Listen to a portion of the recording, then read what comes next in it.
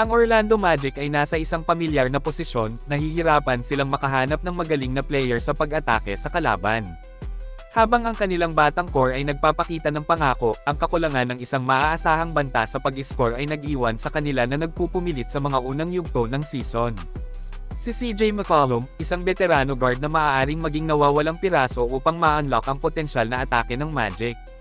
Ang pagkuha kay McCollum, isang hypothetical trade scenario na hindi magiging posible hanggang December 15, ay nagtatanghal ng isang nakakahimok na solusyon sa mga problema ng Orlando. Ang 33 taong gulang na guard ay may patunay na track record ng kahusayan sa pag-score, na nag-a-average ng 18.8 points at 3.3 na ginawang 3 sa kanyang limitadong mga paglalaro sa panahong ito.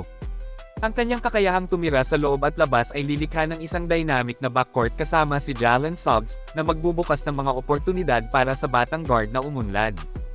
Ang pagdating ni McCollum ay address din ang nakikitang kahinaan ng Orlando sa 3-point shooting.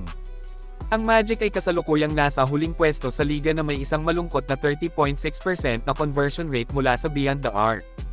Ang karera ni McCollum na 40% na pagtira mula sa 3 ay mag-i-inject ng isang labis na kailangan ng lakas sa atake, na mag-uunat ng sahig at lilikha ng mga driving lane para sa kanyang mga kasamahan sa koponan. Gayunpaman, ay mangangailangan sa Orlando na maghiwalay kay Kentavious Caldwell-Pope, Goga Bitadze, at isang 2025er second round pick. Habang si Caldwell-Pope ay nagpupumilit sa atake sa panahong ito, ang kanyang presensya sa depensa kasama si Jalen Suggs ay naging positibo.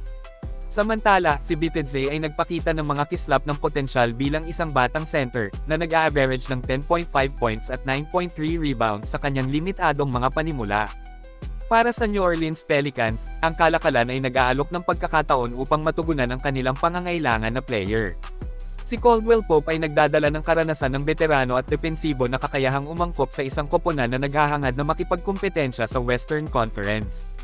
Si Bitadze ay nagbibigay ng isang panandaliang solusyon sa sentro habang ang baguhan na si Yves Missi ay umuunlad, na nagdaragdag sa kanilang frontcourt.